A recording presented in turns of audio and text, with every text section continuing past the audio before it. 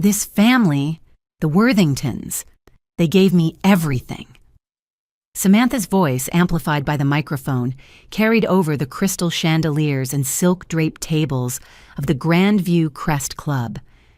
They gave me the unconditional love and support my pathetic real family never did. I smiled, a tight, thin smile that didn't reach my eyes. My hand, steady and practiced from 46 years of motherhood, quietly pulled out my phone. The room was a sea of 300 faces, friends, colleagues, and the entire social register of the Worthington dynasty, all murmuring in sympathy. Not for me, for my daughter. They saw a radiant bride in a $15,000 designer gown, her heart overflowing with gratitude for her wonderful new in-laws. They saw my daughter, Samantha, finally escaping the clutches of her pathetic mother. I typed a single text message, a simple, short message that would detonate this entire expensive charade in the next 60 seconds. Samantha raised her champagne flute high, her eyes shining with tears I knew were absolutely genuine. She meant every word. Penelope and Conrad, she beamed at her new mother and father-in-law, you taught me what real parents look like. You taught me what it means to be worthy of love. A few guests glanced at me, their expressions a mixture of pity and mild disgust. I was the inconvenient, unsupportive mother, the bitter old woman in the corner who couldn't stand to see her daughter happy. If you're watching this video, tell me where you're from or what time it is for you. My phone buzzed softly. Message delivered. I could have just left. I could have stood up, feigned a headache, and slipped out the door. That would have been the dignified thing to do. But after 68 years on this earth, dignity felt like a luxury I could no longer afford. Watching my only child publicly disembowel me while wearing the dress I secretly paid for wasn't even a new pain.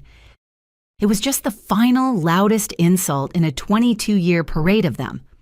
Mom always said I was too demanding, Samantha laughed, and the crowd chuckled along with her. Too expensive, too complicated, too much work. But the Worthingtons... She paused for effect, her gaze sweeping over the adoring crowd. They invested in me. That was the word that did it. Invested. I stood up. My chair scraped against the marble floor, a sound like a knife being drawn across stone. It cut through Samantha's speech. The string quartet faltered. Every eye in the ballroom snapped to me. Samantha's face flushed. Mom, don't interrupt. Oh, don't let me stop you, sweetheart, I said, my voice carrying just far enough for the nearest tables to hear. Please continue. Tell everyone how terrible I am. That's not what I... But it is exactly what you meant. I picked up my clutch. And you know what? You're right.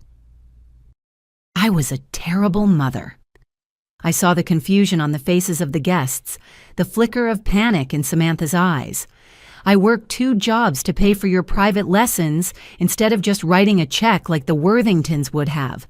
I saved every dime for your college tuition instead of taking those European vacations you always wanted. I bought generic cereal so you could have designer clothes. Absolutely pathetic of me. The silence in the room was deafening. You know what, Mom? Samantha's voice turned cold. This is the perfect time for you to go. This all started 22 years ago. It started with snow. Samantha had come home from her junior year of college, her face puffy from crying. She'd thrown her backpack onto the kitchen floor of our small bungalow. Everyone is going, she sobbed, collapsing at the Formica table. Amanda's parents rented a ski house in Aspen for the entire dorm. Everyone, Mom. I'm the only one who can't afford it. I was a widow. Her father, a good man, had died in a construction accident when she was 15, leaving us with a modest life insurance policy and a pile of bills. I was a bookkeeper at a small accounting firm. I made just enough to cover the mortgage and Samantha's tuition. There was nothing left over for Aspen. I'm the only one who has to work summers, she choked out, while they all get to travel and have experiences. I looked at her tear-streaked face. She was a good kid. She studied. She worked weekends at the campus bookstore. I hated that she felt less than her wealthy friends. "How much is it?" I asked. $5,000. For the flight, the lift tickets, everything. I know we can't. It's fine. The next day, I went to the bank. I took out a second mortgage on our house. $5,000. It seemed like such a small price to give my daughter the same opportunities her friends took for granted. She was ecstatic. "I'll pay you back, Mom. As soon as I graduate and get a real job, I promise." She never did. Not because she couldn't, but because that $5,000 loan somehow transformed in her mind from a debt she owed into a gift I had been privileged to give her. That one gift became a monster. It metastasized. The ski trip led to a once-in-a-lifetime summer abroad in Florence. "I can't be the only one in my program who doesn't go, Mom. It's critical for my resume." The summer abroad led to graduate school. It's the only way to get a real career, Mom. It's an investment in my future. Graduate school led to the deposit on her first apartment in the city, the career development courses, the networking wardrobe. Each time, she came to me with tears and a perfectly crafted crisis. Each time, I refinanced. I emptied my retirement savings. I took out personal loans. Then, 3 years ago, she met Daniel Worthington at a charity gala. He was different. He had the kind of quiet confidence that comes from never having to check a price tag. His parents, Conrad and Penelope Worthington, owned a chain of luxury hotels. She'd gushed. They had old money, trust funds, summer homes. Within 6 months, Samantha was spending every holiday at their estate. Within a year, I heard her call Penelope Mom on the phone. I told myself it was fine. I told myself it was sweet she'd found a second family. I told myself it didn't hurt when she started declining my invitations for Sunday dinner because the Worthingtons have season tickets to the symphony, Mom. You understand? I was still telling myself it didn't hurt when she called me last year, squealing with excitement. "I'm engaged, and Penelope is helping me plan the wedding of my dreams." She gushed over the phone. "It's at the Grandview Crest Club, Mom. Can you believe it? Penelope knows the event coordinator. They're giving us the full package for $75,000. My heart stopped. $75,000? I know it sounds like a lot, she hurried to say, but David's family has so many connections. The flowers alone would normally be $15,000, but Penelope's friend owns the shop. It's going to be perfect. That's wonderful, sweetheart, I managed to say. I didn't tell her I had $837 in my checking account. I didn't tell her my retirement was gone, spent on her investments. The only thing is, she continued, her voice dropping, David's family is being so generous with everything. I feel weird asking them to cover the whole thing. I want to contribute something myself, to show them I'm not just marrying David for his money. Of course, I said. That's very thoughtful. So I was thinking, maybe I could cover the venue fee. It's only $25,000. I have some savings, but not quite enough. Could you help me out? Just this once? For my wedding? Just this once. As if the last 22 years hadn't happened. What could I say? No? Let her new perfect family think I was a deadbeat mother who wouldn't even contribute to her only daughter's wedding? Of course, I said. I went back to the bank. I took out a $30,000 home equity loan, $25,000 for the venue, and $5,000 for the extras I knew would come. And they did. The $10,000 dress she couldn't live without that wasn't quite in the budget, the $2,500 shoes, the custom jewelry she had to have. By the time I sat down at that wedding reception, I was in debt that would take me the rest of my life to pay off. And somehow, in Samantha's mind, all of it had come from the wonderful, generous Worthingtons. "This is the perfect time for you to go," Samantha said, her voice dripping with venom. I clutched my purse, my knuckles white. I was ready to walk, ready to leave her to her new, perfect life. She paid for this. The voice was male, sharp, and cut through the silence. It wasn't a guest. It wasn't one of the waiters. I turned. Daniel Worthington, my new son-in-law, had stepped forward. His face was pale, his hands clenched at his sides. She paid for all of it. I froze. This was the man who had barely made eye contact with me for 3 years. The man who sat silently while Samantha spun her tales of a pathetic childhood. This was the last person in the world I expected to defend me. The air in the ballroom crackled. Samantha's fixed smile faltered, her eyes darting to her new husband. "Daniel, darling, what are you talking about?" She tried to laugh, a high, brittle sound. "Don't," he said, his voice low and shaking with an emotion I couldn't place. "Just don't." All 300 guests were silent, their forks frozen halfway to their mouths. This was no longer a touching speech. This was a blood sport.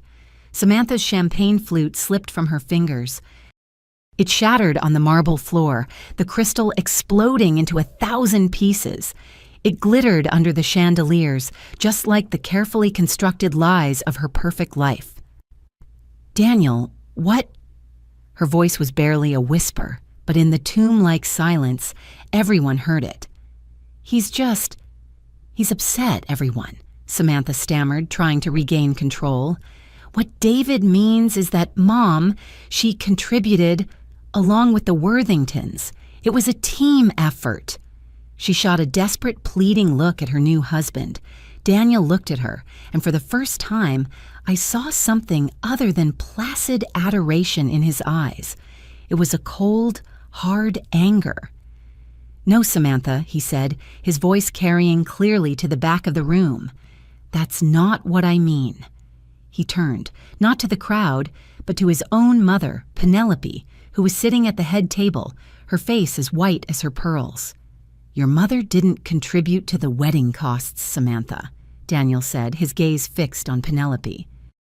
"She paid for everything, the venue, the flowers, the music, the food, the bar, everything." Penelope Worthington shot to her feet, her chair scraping loudly. "David, what are you talking about? We discussed the budget months ago. Your father and I—" "You discussed planning the wedding, Mom," Daniel interrupted, and the venom in his voice was shocking. "Mrs. Prescott paid for it." He looked back at Samantha. "Let me tell you something about the Worthingtons, Samantha. Something you never quite understood." He took a deep breath. "We're not wealthy, not the way you think." A collective gasp rippled through the room. "My father doesn't own a chain of hotels. He owns two nice boutique properties in Vermont and New Hampshire that struggle every off-season. The estate you love so much? It belongs to my grandmother, who's been threatening to sell it for 5 years." He was dismantling her entire fantasy, piece by piece, in front of everyone. "The cars are leased. The club membership is for business. It's all smoke and mirrors, Samantha. A carefully managed impression of wealth. And you fell for it." Samantha was shaking her head, tears of humiliation, not gratitude, now streaming down her face. "That's not true.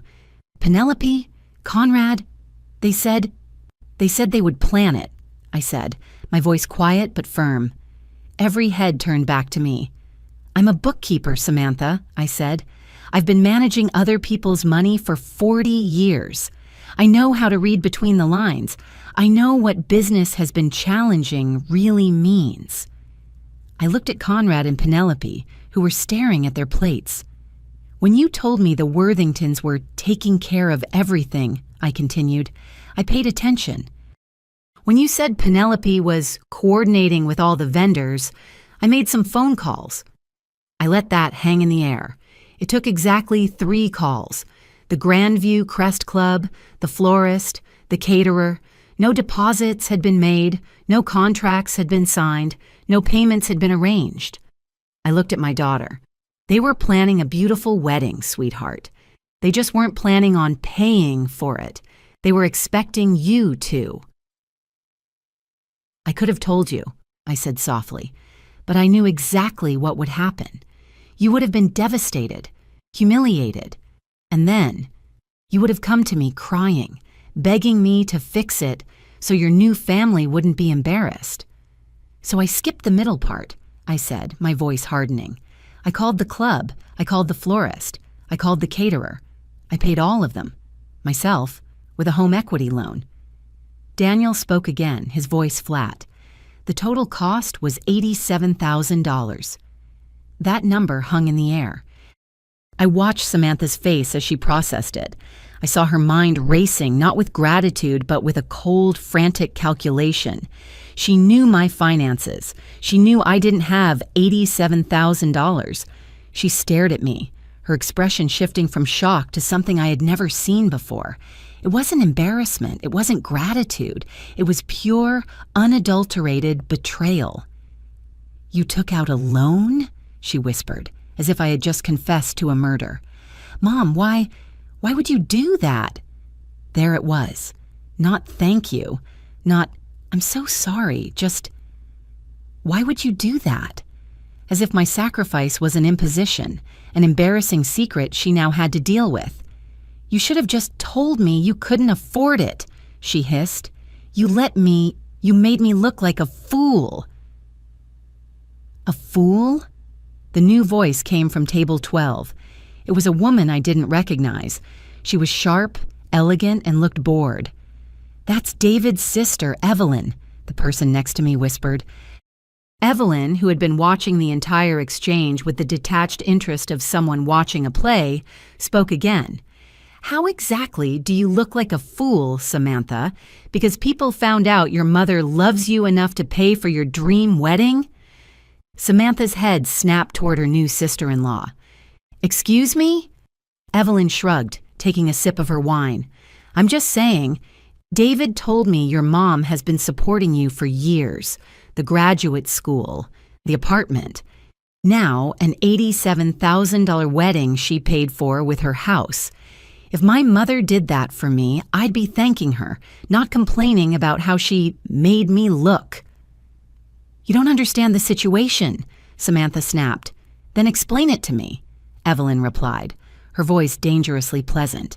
"Explain how a 68-year-old woman going into debt for her daughter is anything other than a sacrifice that deserves gratitude, not this public execution." Samantha scrambled for a response, but before she could, Daniel stepped forward again. He looked ill. "Sarah, I need to tell you something else." "What?" she spat. About our financial future." He glanced at his parents, who both looked like they wanted to be swallowed by the floor. "When we talked about our plans," Daniel said, his voice steady, "you mentioned you expected to be able to rely on family support, the way you've always been able to." "So?" Samantha's voice was defensive. "So, I assumed you meant your mother," Daniel said. "I assumed she was wealthy, but, as you said, stingy, overly cautious. So you said she had savings, but withheld it to maintain control over you. I felt like I'd been punched in the stomach. That's what she'd told him. You assured me," Daniel continued, his voice rising, "that your mother would help with the down payment on a house. You assured me family money would cover fertility treatments.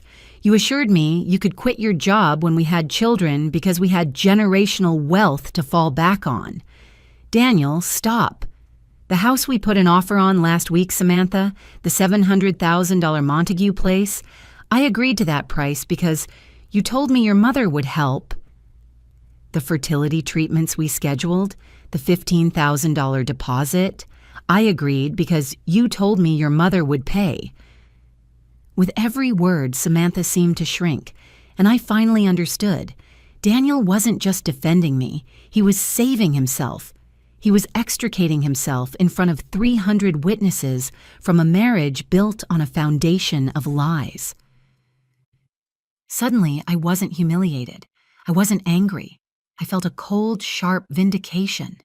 I turned and addressed Daniel directly, as if we were the only two people in the room. "Your wife," I said, "has planned a future that requires ongoing subsidies from a woman she considers inadequate and pathetic. She has made financial commitments on your behalf based on money that doesn't exist." I looked at him. "Does that sound like a sustainable arrangement to you?" Daniel just stared at me, his face a mask of dawning horror. I picked up my purse. I walked over to their table. I looked at my daughter, her face a ruin of makeup and tears. Then I looked at my new son-in-law. "Congratulations on your marriage, Daniel," I said. "I hope you'll be very happy together, and I hope you both learn to live within your means." And with that, I turned and walked out of the Grand View Crest Club. I left behind the party, the $87,000 debt, and 22 years of financial obligation. And for the first time in decades, I felt free. I made it halfway across the parking lot, the sound of the string quartet nervously starting up again behind me. "Mrs. Prescott!" "Please, wait!" I stopped but didn't turn. It was Daniel. His footsteps crunched on the gravel. "Mrs. Prescott," he said, breathing hard. He stopped about 10 feet away. His bow tie was undone, his hair a mess. He looked younger and terrified. "What can I do for you, Daniel?" My voice was steady. I wanted to apologize. For all of it. For not knowing. For letting Samantha make those assumptions. "You don't need to apologize to me," I said, finally turning. "You're not responsible for your wife's relationship with me, or with money." "Wife," he said, the word tasting strange. "That's going to take some getting used to." I studied his face. "Are you having second thoughts, Daniel?" He was quiet for a long time. "Can I ask you something? How long has this been going on? The financial support." I owed him the truth. 22 years, since her junior year of college. He nodded slowly. "And she's never paid you back?" "Every time she gets ahead, there's another crisis," I said. "Another investment, funded by me." He sat down heavily on a low stone wall. "I've been having doubts for months," he confessed, his voice low, "about her relationship with money, about the way she talks about you." "How does she talk about me?" "Like you're a burden," he said, looking up. "Like you're an obstacle she has to manage. I never understood why she was so resentful when you seemed so supportive. Now I realize the support was more literal than I knew." "Why did you do it, Daniel?" I asked. "In there. You could have stayed quiet." He looked at his hands. "Because I realized that if I let her humiliate you like that, I'd be complicit in it. And—" he took a shaky breath. "And because I needed to know the truth about our financial future, before it was too late. And now you know. Now I know," he said, his voice flat. "Now I know the woman I married has been living a lie, and she expected me to participate in it without even telling me." He looked at me, his eyes full of a dawning dread. "I can't afford a $700,000 house, Mrs. Prescott. I can't afford $15,000 fertility treatments, and I can't ask my parents. They don't have it. What are you going to do?" "I don't know," he whispered. "Cancel the house offer and have some very, very difficult conversations." "Don't make any major decisions tonight," I advised him. "This was public. It was humiliating for everyone. Go home. Process." "Thank you," he said, standing. "And Mrs. Prescott, I just hope she realizes how lucky she is to have you, before it's too late." He walked back toward the music, and I drove away. I spent the next day in a fog, but it was a fog of anger, not grief. The humiliation had burned away, leaving a hard, cold resolve. She had told him I was stingy, that I withheld money to control her. On Sunday afternoon, I went to my office. I still did freelance bookkeeping, and I kept meticulous records. I had done Samantha's taxes for her until she'd met Daniel.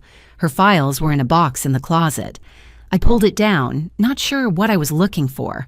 Old tax returns, college financial aid forms I'd filled out. And then I saw it. A thin file folder Samantha herself had dropped off months ago, filled with wedding stuff she'd asked me to look over. I'd glanced at it, seen vendor contracts, and she'd never asked for it back. Tucked inside, underneath a brochure for ice sculptures, was a single printed email. It was from Penelope Worthington. It was dated 6 months ago, right after the engagement. From Penelope Worthington, worthingtonhotels.com, to sprescott@gmail.com. Subject wedding budget. Samantha Deer. Conrad and I are simply thrilled to be so involved in planning your special day. We've already reached out to the coordinator at the Grandview Crest Club and our preferred florist. As we discussed, we are so happy to leverage our connections to plan the party of the year. Please be advised that all billing, deposits, and vendor contracts must, of course, be directed to you for final payment. Can't wait to see you this weekend. Love, Penelope. My hands were shaking. I read it again. All billing must, of course, be directed to you. She knew. She knew from the very beginning that the Worthingtons were not paying for anything. She had known for 6 months. She had come to me, crying about needing to contribute $25,000, knowing full well she was on the hook for the entire $87,000. She hadn't been trying to show them she wasn't a gold digger. She had been panicking, trying to cover the first bill that came due, and when I'd paid it, she'd just let me keep paying. She had let me take out a loan against my home, knowing the whole time that it was her responsibility. I now held the advantage. I held the proof. The phone started ringing at 7:30 Monday morning. I ignored it. It rang again at 8:00, 8:15, 8:30. By 9 GE, I had 6 missed calls and 4 frantic texts. Mom, I'm devastated. I never meant to hurt you. Please call me. We need to talk. I can't bear this. We're family. At 9:05, I answered. Hello, Samantha. Mom, thank God. Her voice was thick with fake concern. You left so suddenly, I was worried about you driving while you were so upset. I'm fine, Samantha. Good, good. Listen, Mom, about Saturday. There were some misunderstandings. Misunderstandings? I said, my voice ice. Yes, I had no idea you'd taken out a loan. If I'd known you were struggling, I never would have. You asked me to cover the $25,000 venue fee, I interrupted. I know, but I meant help. Like a few thousand. Not everything. You should have told me. You're right, I said. I should have told you that the Worthingtons weren't paying for anything, but I seem to recall you already knew that. Silence. A dead, cold silence on the other end of the line. What do you mean? I mean Penelope emailed you 6 months ago. She told you all billing would be directed to you.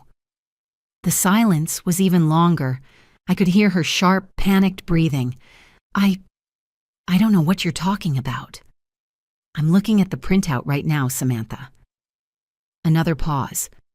Then the real reason for the call emerged. The panic wasn't about me.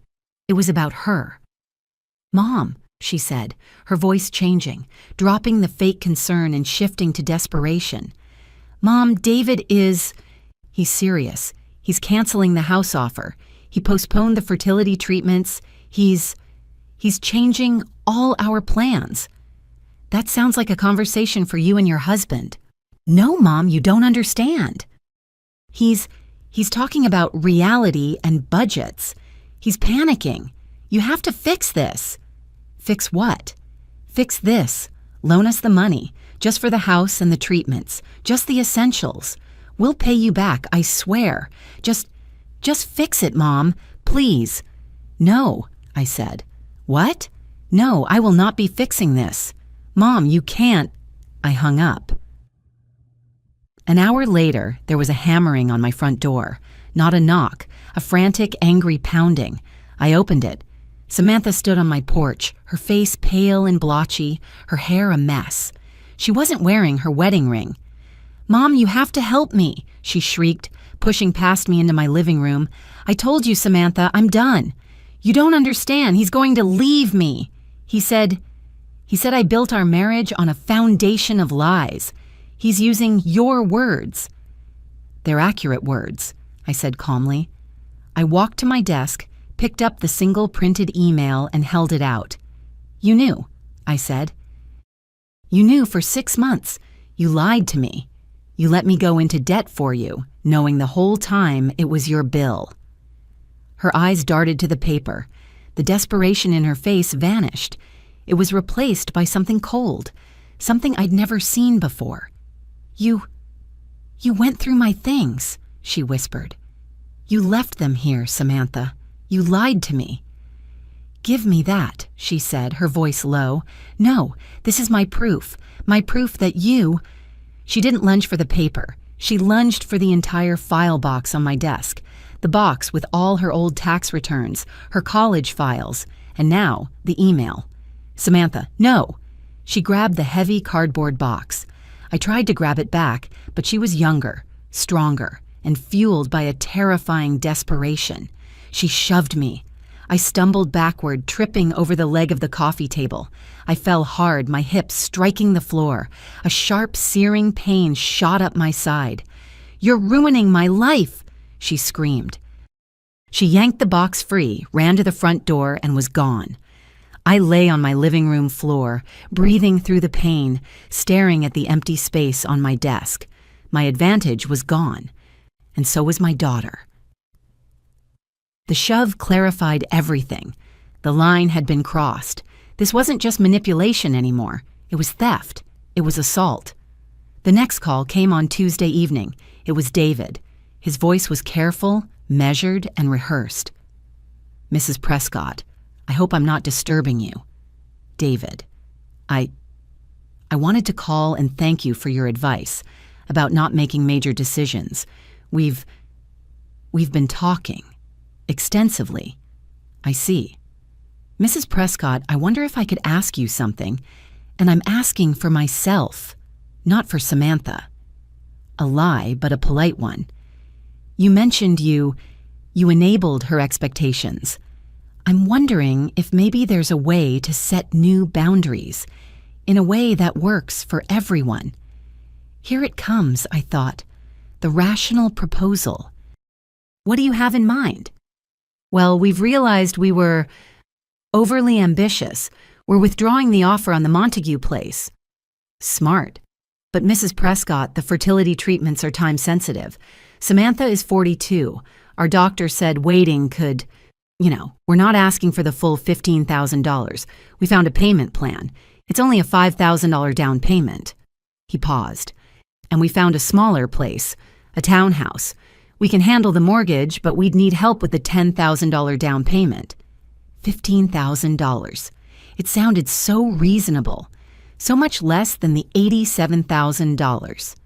"David, why me?" I asked, my voice flat. "You're both employed adults. Why is your financial plan dependent on a 68-year-old woman you just found out is in debt?" Because we don't have time to save it," he said. "By the time we save that, it might be too late." "And if I say no?" Another pause. "Then we'll figure something else out. But Mrs. Prescott, I'm hoping you'll consider this as an investment in Sarah's happiness and in your relationship with her." There it was, the threat wrapped in a velvet glove. "Give us the money or you'll never see your daughter or any potential grandchildren again. So you want me to give you $15,000 on top of the $87,000 after she lied to us both. We'd pay you back," he said too quickly, "with interest. We'd formalize it, a loan, like the $5,000 loan for the ski trip 22 years ago." Silence.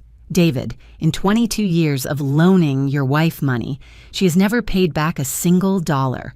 Why would this be different?" "Because I'd be involved," he insisted. "I'd put it in writing." "No," I said. "The answer is no." He sighed, a long, theatrical sigh. "I understand. Honestly, I do. But Mrs. Prescott, can I ask one more favor?" "What's that?" "Will you at least have dinner with us? Please, not about money, I swear, just to talk. You're her mother. I'm her husband. I'd like for us to find a way to be a family. It was a good performance. Part of me, the mother part, wanted to believe it. All right, David, dinner. But if this turns into another pitch for money, I am leaving. Understood. Thank you. The dinner was set for Friday at Raffaello's, a casual and comfortable place, Samantha had assured me. I arrived and understood. Casual meant $45 entrees and a wine list that started at $15 a glass. It was a place chosen to remind me of the lifestyle they felt they deserved. They were already at a corner table. Samantha stood to hug me, her eyes red-rimmed and fragile. She looked like she'd been crying for days. It was a look she had perfected as a child to get what she wanted. David pulled out my chair, the perfect, courteous son-in-law. The waiter left. Samantha leaned forward, her hands clasped. Mom, I owe you an apology, a real one. I waited. What I said at the wedding, it was inexcusable. I was trying to show gratitude to David's family, and I made it sound like you'd never done anything for me. That was wrong, and I am so, so sorry. She took a shaky breath. And I've been thinking about what you said, about how I've never helped you. You're right. I always assumed you were fine. You just handled everything, so I thought you could afford to handle everything. Her eyes filled with tears. And now I realize you were sacrificing your own security for me, and instead of appreciating it, I took it for granted. It was a beautiful apology. It hit every note. It was perfectly crafted, perfectly delivered, and I didn't believe a word of it. It was rehearsed. I appreciate the apology, Samantha, I said, but what do you plan to do with that understanding? She glanced at David, who nodded encouragingly. I want to pay you back, she said. Not all at once. We can't. But something. Every month. How much do you think you owe me? She pulled a piece of paper from her purse. I tried to remember. The ski trip, grad school, the wedding. I think around $200,000? $237,000, I said. I have the receipts. Her face went pale. Oh. If you paid me $500 a month with no interest, I said, doing the math in my head, it would take you 39 years to pay me back. The waiter returned, a welcome interruption. I ordered the cheapest thing on the menu. They ordered the filet mignon. When the waiter left, David cleared his throat. Mrs. Prescott, we've been thinking about this from a different angle. Here it is, I thought. What if, he said, leaning in, instead of trying to pay you back in cash, we found a way for you to benefit from our financial recovery? An investment? An investment? Yes. If you could help us with the $10,000 down payment on the townhouse, you could be a part owner. When we sell, you'd get your investment back, plus appreciation. And the fertility treatments, Samantha jumped in, her eyes bright. Think of them as an investment in your legacy, Mom, in your grandchildren. I stared at them. They had rehearsed this. Let me make sure I understand, I said slowly. You want me to give you more money, on top of the $237,000, and you are framing this as an investment opportunity. For me? When you put it like that, it sounds bad, Samantha stammered. You're both educated, employed adults, I said. The fact that you need a 68-year-old woman to invest in your future should tell you something about the viability of that future. That's not fair, Samantha cried. We just need a little help. If we don't act now, we might miss our chance to have children. Then those are choices you have to make, I said, based on your resources. She put down her fork. Her face crumpled. This was it. The final card. Mom, she whispered, tears streaming down her face. I'm scared. I'm scared that if I don't have children soon, I'll never have them. I'm scared. I'm scared David will leave me if I can't give him a family. I'm scared I've messed up my life so badly that I'll end up all alone. It was emotional manipulation at its finest, but it was also, I realized, the first true thing she'd said all night. "Those are real fears, Samantha," I said gently, "and I understand them, but they are not my responsibility to fix." But you're my mother. I don't have anyone else to turn to. You have a husband. David can't solve this." "Then maybe the solution is to accept that you can't have everything you want exactly when you want it." She stared at me as if I'd just suggested she cut off her own arm. "But this is my only chance." "Maybe," I said, "or maybe you'll find other chances. But I cannot keep sacrificing my financial security for yours." "What if I promise?" she begged. "Really promise? With a contract?" "You promised to pay me back for the ski trip." "This is different." "How?" Because I'm different. I understand now." I looked at my daughter, this beautiful, desperate 42-year-old woman, still asking me to fix her life, and I felt only a profound, bottomless sadness. "No, Samantha." I stood up. I put my napkin on the table. "Mom, please." "No, I'm done. Find another way." And for the second time in a week, I walked away from her. I thought that would be the end of it. I thought I had finally made myself clear. The call came on Monday morning. It wasn't Samantha. It wasn't David. It was Justine Mercer, my branch manager at the bank for 15 years. "Matilda, I'm calling about some unusual activity on your home equity line of credit." My blood went cold. "We've received an online request," Justine said, her voice tight with concern, "to increase your credit limit from $30,000 to $75,000. "I didn't make that request," I said, my voice shaking. "I didn't think so," Justine said. "It was submitted online, which isn't your style, and the signature on the authorization form. Matilda, it's a near-perfect match. If our new system hadn't flagged the IP address as unusual, it might have gone through." "What are you saying?" "I'm saying someone with access to your personal information just tried to forge your signature to get $45,000. I was at the bank in 10 minutes.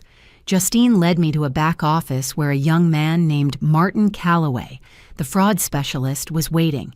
He laid the documents on the table, the application, the authorization form. "Whoever did this," Martin said, "had everything. Your social security number, your bank account numbers, copies of your pension documentation, your original loan documents." My mind flashed back to Thursday.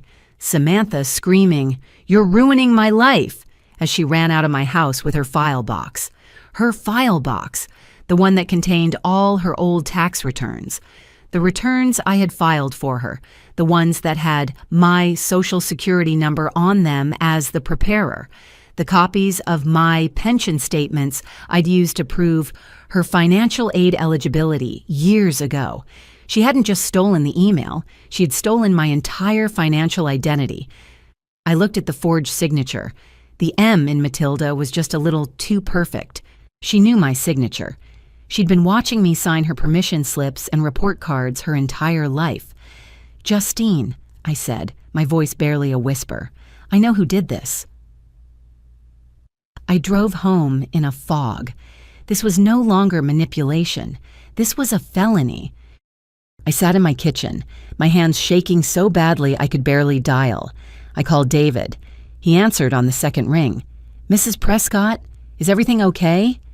"David," I said, "I need you to tell me the truth. Right now. Did you know that Samantha tried to forge my signature to increase my home equity line?" Silence. A long, damning silence that told me everything. "David." "Mrs. Prescott, I can explain. Please do. She panicked after dinner on Friday," he stammered. "She was desperate. She said she knew your financial information from that box she took. She said she could just get us the money we needed, and that she'd pay it back before you ever even noticed." "And you let her," I whispered. "I told her it was a bad idea. I told her it was fraud. But she was so upset, so convinced I didn't..." I didn't think she'd actually do it. But she did, I said. The bank caught her, just barely. Oh, God, he breathed. Mrs. Prescott, I am so sorry. I should have stopped her. I should have called you. Yes, I said. You should have. I took a deep breath. David, where is she right now? She's at work. She's been checking her email all morning, waiting for the approval from the bank. I see.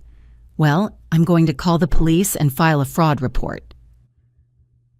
No, he shouted. Mrs. Prescott, please. Don't. You'll destroy her life. She'll be arrested. She'll lose her job. Then she should have thought of that before she decided to commit a felony, David. I'm begging you. She was desperate. She wasn't thinking. She was thinking clearly enough to steal my Social Security number. She was thinking clearly enough to forge my signature on a legal document. She was trying to steal $45,000 from me. We'll pay you back, everything. The wedding, all of it. We'll sell the car. We'll get second jobs. Just don't call the police. The irony was bitter. Now he was talking about sacrifices. Now, when it was too late. It's too late for that, David, I said. She crossed a line. She made her choice when she decided to forge my name. Now she gets to live with the consequences. Matilda, please. Tell your wife, I said, my voice cold and final, that the bank caught her and that I am filing a police report this afternoon. Tell her if she wants to discuss this, she can do it through her lawyer. I hung up before he could respond. I picked up the phone again and dialed the non-emergency line for the police department. I spoke to a Detective Ramirez. I told him everything. He was calm, professional, and sympathetic. Fraud was fraud, he said. Family or not, they would investigate. The arrest happened 2 days later, on a Wednesday. Detective Ramirez called me at 9:30 a.m. Mrs. Prescott, just as a professional courtesy. We took your daughter, Samantha Worthington, into custody at her office about 10 minutes ago. I see.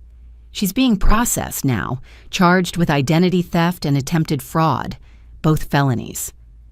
Thank you, Detective. I hung up. I sat in my kitchen, the room silent. My daughter was in jail. It should have felt terrible. It should have been the worst moment of my life. Instead, I felt a profound, bone-deep relief. It was over. An hour later, David called. His name flashed on the caller ID. I answered. They arrested her, he said. His voice was raw. They walked her out of her office in front of everyone. She's been suspended. I'm sorry to hear that, David. Are you? He spat, all diplomacy gone. Are you really? Because this seems like exactly what you wanted. What I wanted, I said calmly, was for your wife to stop trying to steal from me. If she had chosen to do that, she wouldn't be in jail. She's your daughter, and I raised her better than this.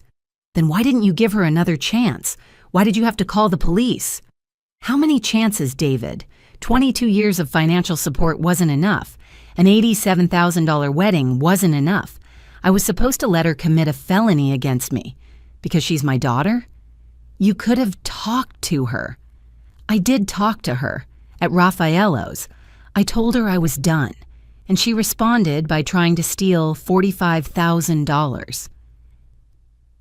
He was quiet for a long, long time. When he spoke again, his voice was broken, defeated. Mrs. Prescott, I need to tell you something. Something I should have told you before. My stomach tightened. What? This isn't the first time. I gripped the phone. What do you mean? She forged my signature last month to apply for a credit card in my name. She said she just needed some cash flow until her next paycheck. My God, David, what did you do? I covered for her, he whispered. I found out when the bank called to verify my employment. I told them I'd authorized it. I canceled the card before she could use it. I thought it was a one-time thing, a panic. I didn't want to believe my wife was Was what, David? A criminal, he said. Someone who thinks the rules don't apply to her. Someone who believes she's entitled to whatever she wants, no matter who gets hurt.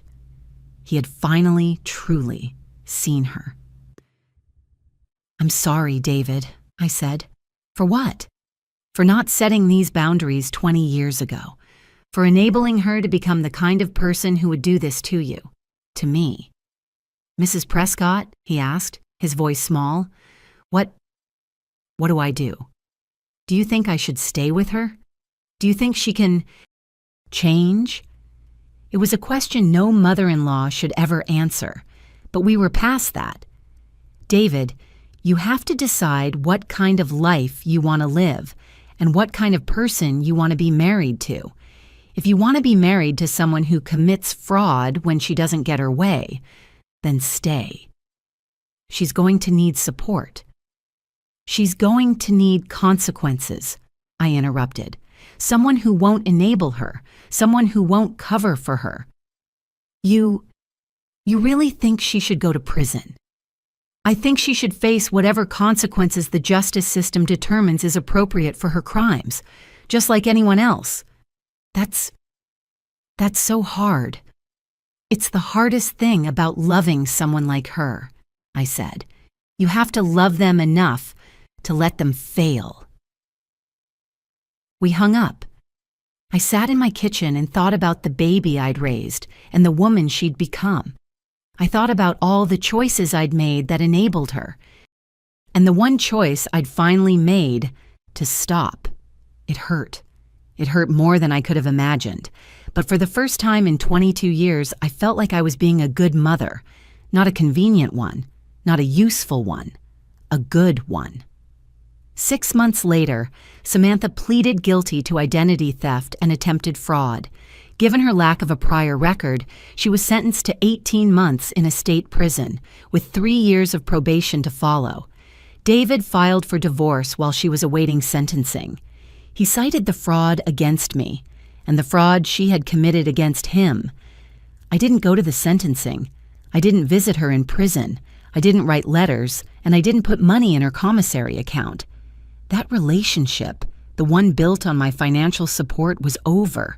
But I knew when she got out, when she had served her time and paid her debt, when she was finally ready to build a life based on honesty, I would be ready to be her mother again. Until then, I was finally free. Free to live my own life with my own money on my own terms. And I finally understood that freedom was worth every penny I had ever spent trying to buy a love that should have been given to me all along. If this story resonated with you, leave a like and consider subscribing. You can also drop any comment below, even just one word. Maybe tell me where you're watching from, or what time it is right now. Sometimes one word is enough to say you were here.